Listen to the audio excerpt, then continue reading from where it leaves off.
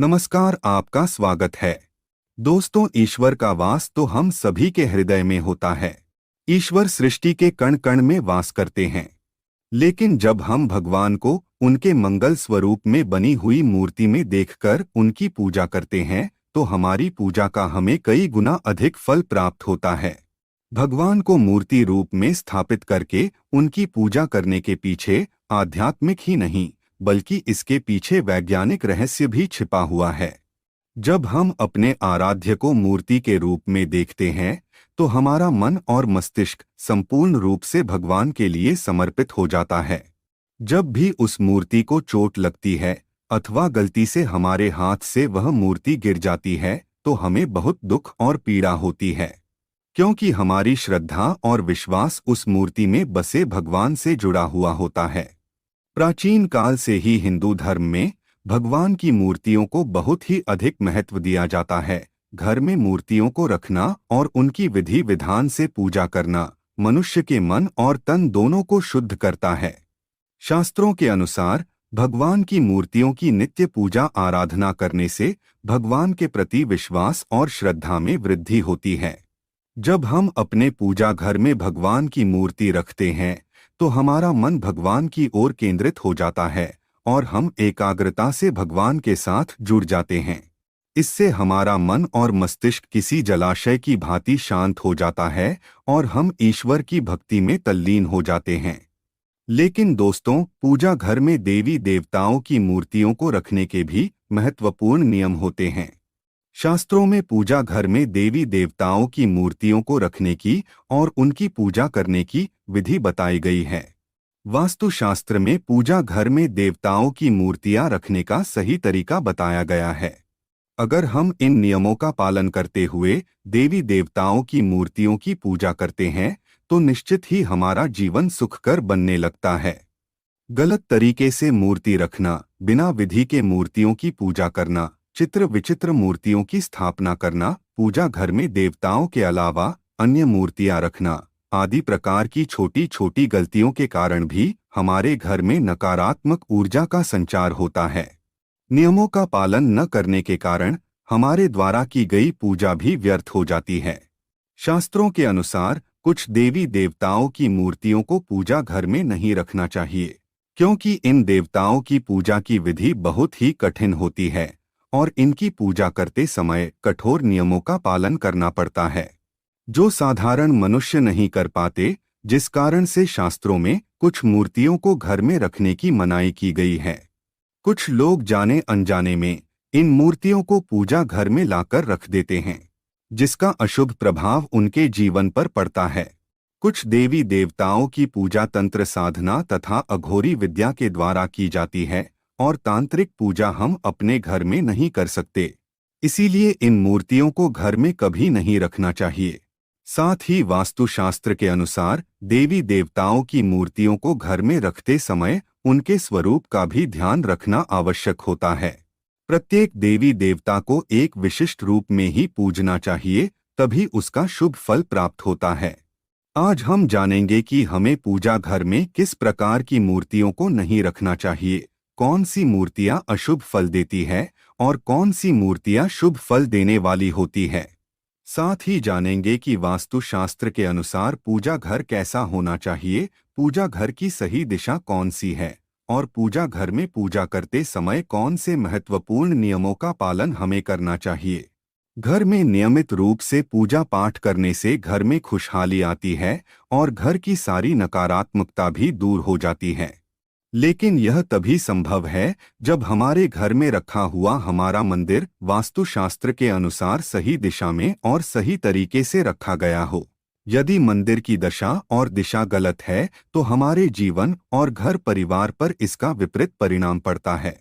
तो चलिए जान लेते हैं वास्तुशास्त्र के अनुसार पूजा घर कैसा होना चाहिए, पूजा घर में मूर्तियों की स्थापना कैसे करनी चाहिए और कौन सी मूर्तियां पूजा घर में नहीं रखनी चाहिए। दोस्तों, वास्तुशास्त्र के अनुसार पूजा घर का एक निश्चित स्थान और दिशा होती है। वास्तु के अनुसार पूजा घर हमेशा ही ईशान दिशा में बनवाना चाहिए। ईशान दिशा अर्थात पूर्व और उत्तर के मध्य की दिशा। क्योंकि इस दिशा में सर्वाधिक सकारात्मक ऊर्जा होती है।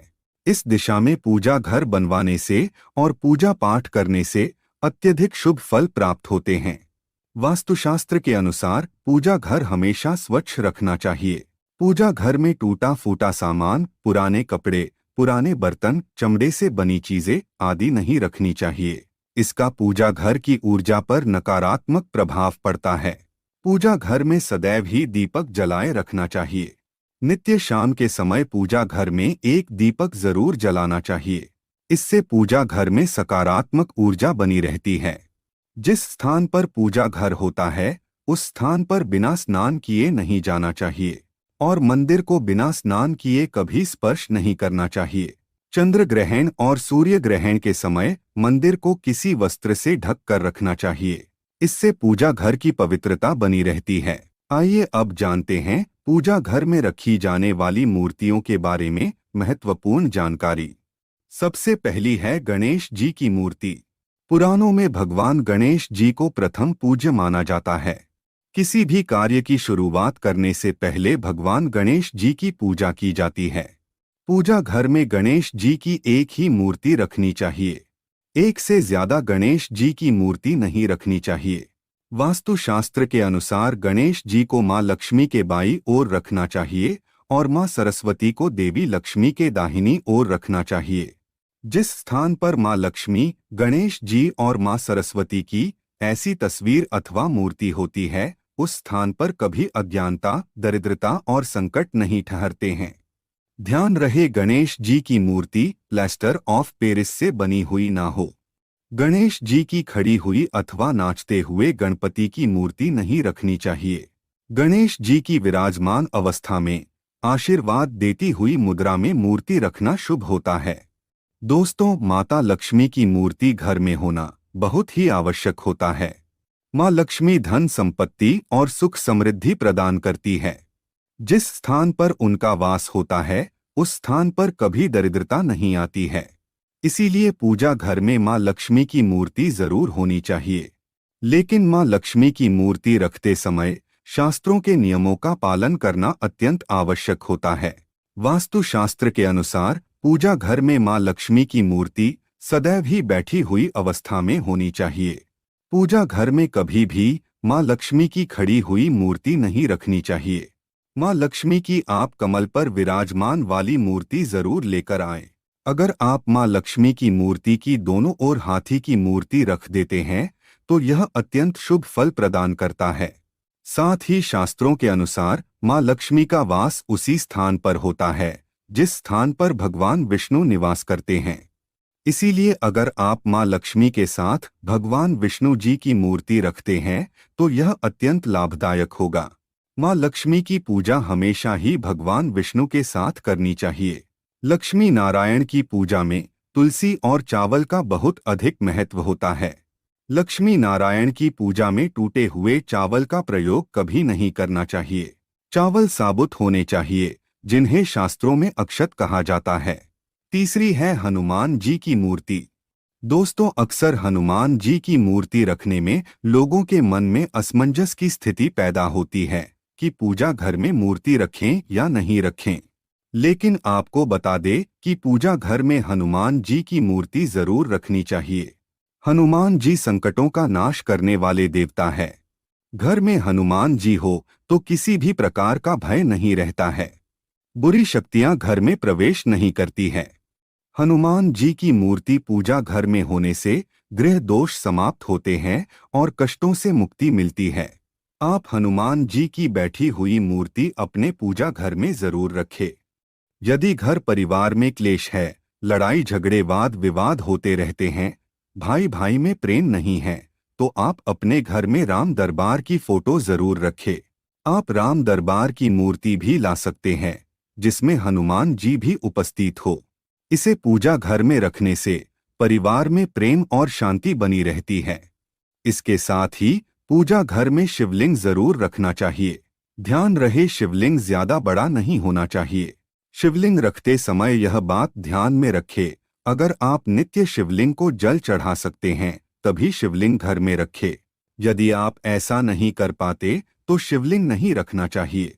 शिवलिंग को रोज जल से और दूध से अभिषेक करना अनिवार्य होता है।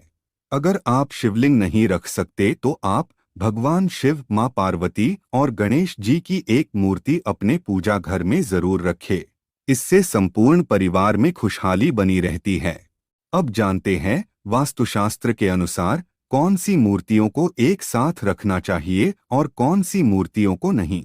वास्तुशास्त्र के अनुसार पूजा घर में भगवान श्री कृष्ण और राधा रानी की मूर्ति एक साथ रखनी चाहिए। इससे पति पत्नी में प्रेम और अटूट विश्वास बना रहता है। राधा जी और श्री कृष्ण का जोड़ा प्रेम की अनूठी मिसाल माना जाता है। दोनों की संयुक्त मूर्ति रखने से ग्रह कलेश दूर होते हैं और धन धान्य में वृद्धि होती है। वास्तुशास्त्र के अनुसार शिवलिंग और भगवान विष्णु की मूर्ति एक साथ नहीं रखनी चाहिए, क्योंकि दोनों की पूजा पद्धति में थोड़ी विविधता है।